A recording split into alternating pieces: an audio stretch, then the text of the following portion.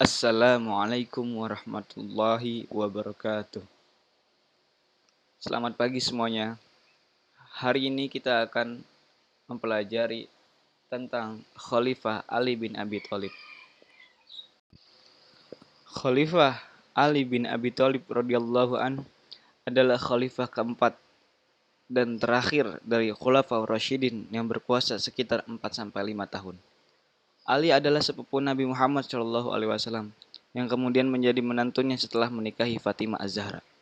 Ayahnya Abu Thalib bin Abdul Muthalib bin Hashim bin Abdul Manaf adalah kakek kandung ayah Nabi Shallallahu Alaihi Wasallam.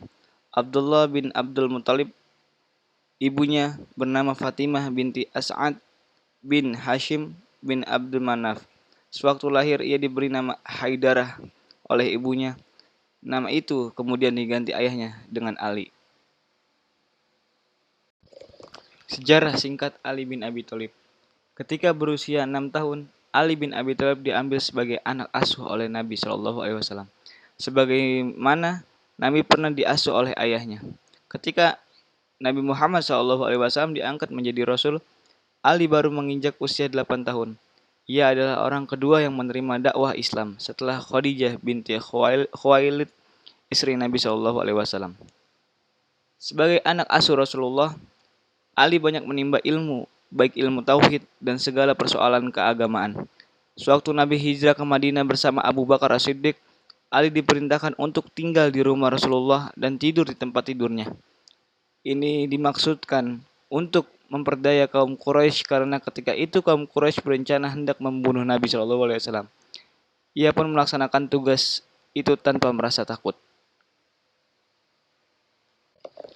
Di kota Madinah, Ali menikah dengan Fatimah Zahra, putri Rasulullah SAW, yang ketika itu berusia 15 tahun. Dari pernikahan dengan Fatimah, mereka dikaruniai 2 putra dan 2 putri, yaitu Hasan Hussein, Zainab dan Ummi Kulsum, yang kemudian diperistri oleh Umar bin Khattab. Kepribadian Ali bin Abi Thalib. Yang pertama, cintai ilmu. Rasulullah SAW bersabda, "Aku adalah pintunya ilmu dan Ali adalah kuncinya."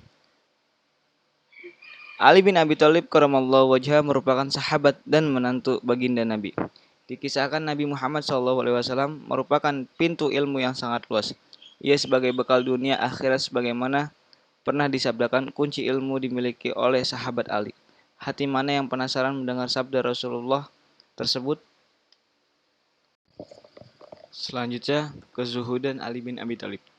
Sebagai seorang zahid yang berpegang teguh pada perintah Allah Subhanahu wa taala dan bertauladan serta ajaran-ajaran Rasulnya, Imam Ali radhiyallahu anhu dengan konsekuen berani menghadapi gangguan besar yang dialami dalam karirnya sebagai pemimpin masyarakat dari kepala pemerintahan. Berkali-kali ia ditinggalkan oleh para pendukung dan pengikutnya, tetapi tidak pernah patah hati. Manusia yang paling zuhud terhadap dunia adalah Ali bin Abi Thalib.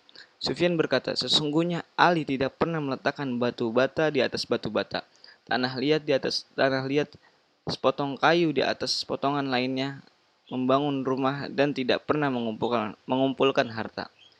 Dia menolak untuk menempati istana putih di Kufah karena mengutamakan gubuk yang ditempati oleh fakir miskin, dan kadang-kadang ia menjual pedangnya untuk membeli pakaian dan makanan.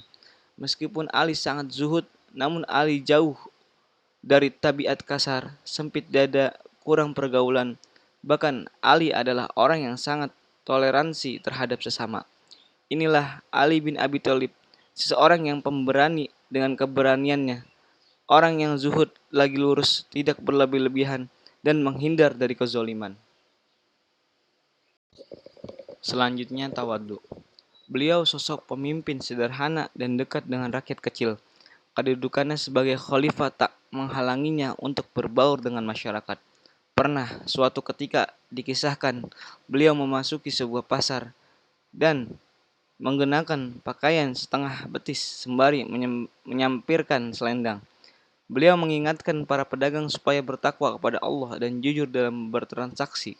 Beliau menasihatikan, adilah dalam hal takaran dan timbangan. Dalam riwayat lain disebutkan bahwa suatu hari beliau masuk pasar sendirian, padahal posisi beliau seorang khalifah. Beliau menunjuki jalan yang tersesat di pasar dan menolong orang-orang yang membutuhkan pertolongan.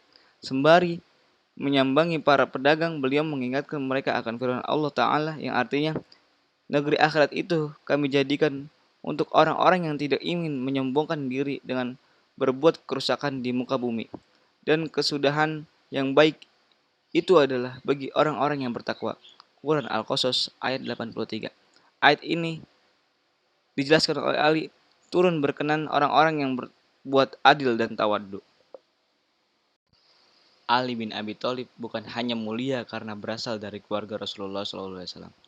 Ali bin Abi Thalib yang merupakan putra dari paman Nabi juga merupakan suami dari Fatimah Zahra putri Nabi. Selain itu, Ali bin Abi Thalib merupakan seorang sahabat yang diberi busyroh atau kabar gembira sebagai penghuni surga.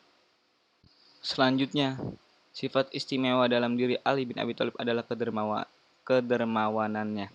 Sejak muda, ia senantiasa bersedekah untuk kemurnian dan kebangkitan Islam, rela mengorbankan jiwa dan hartanya, rela berlelah-lelah dan berpayah-payah guna merangkuh indahnya surga. Yang belum pernah dilihat dengan mata, beliau belum pernah didengar oleh telinga, dan belum pernah terbersit sedikit pun dalam sanubari. Ali bin Abi Thalib mampu mengendalikan keindahan dunia yang fana. Ia tak sedikit pun terpesona dan terlena dengan kehidupan dunia yang menggiurkan.